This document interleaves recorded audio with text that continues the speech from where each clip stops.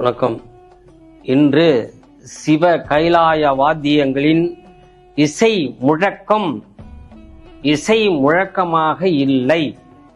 அதற்கு காரணம் தரமான இசை வடிவம் கொடுக்கின்ற இறை வாத்தியங்கள் இயல்பு நிலையில் தயாரிப்பது தரமில்லாமல் தயாரிப்பவர்கள் உள்ளனர்.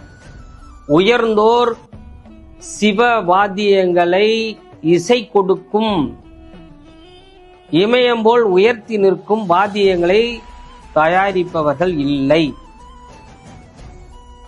மட்டமாக தயாரிப்பவர்களே இன்று உள்ளனர். இறைவன் விரும்புகின்ற அளவிற்கு, இறைவன் செவிக்கு செம்மை பெறுகின்ற அளவிற்கு செயல் வடிவம் கொண்ட சிவவாதியங்களை தயாரிப்பது இல்லை. பாருங்கள் நீங்களே, இந்த மாதிரி இப்படி போலித்தனமாக மட்டமான பித்தளை தகடுகளை வாங்கி அந்த தகடுகளை மடக்கி ஈயத்தால் பத்த வைத்து உருவாக்கியுள்ளனர்.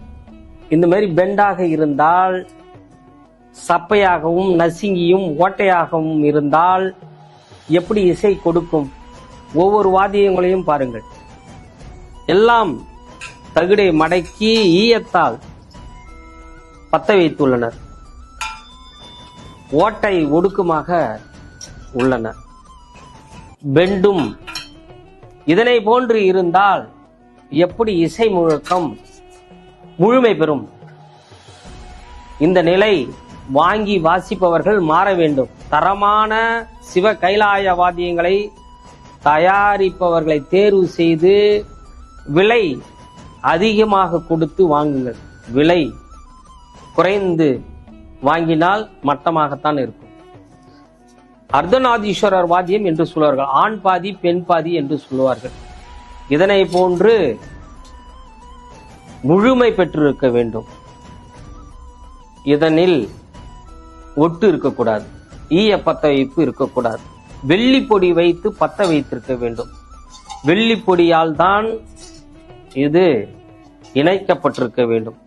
இப்படி இணைக்கப்பட்ட வாத்தியங்கள் தரமான வாத்தியங்களை இசை இறைவன் செவிக்கு செம்மை பெறுவதாக இருக்க வேண்டும். அப்படி வாசியுங்கள், வாழ்வாதாரம் சிறக்கும். திருமணம் ஆகாதவர்களுக்கு திருமணம் ஆகும். பிள்ளை பேர் இல்லாதவர்களுக்கு பிள்ளை பேர் நிச்சயம் சத்தியம் கிடைக்கும். குடும்பத்தில் அமைதி நிலவும். இந்த வாத்தியங்கள் வாசிக்கின்ற போது புத்த துறவி எதிர்த்ததனால் எதிர்த்தவன் தலையில் இடி முழக்கம் விழுந்து மாண்டு போனான். ஆனால் இன்று வாசிப்பவர்கள் இந்த வாத்தியங்களை முழக்காமல் ஒடுக்காக்கி உள்ளனர், ஓட்டையாக்கி உள்ளனர். இந்த நிலை மாற வேண்டும்.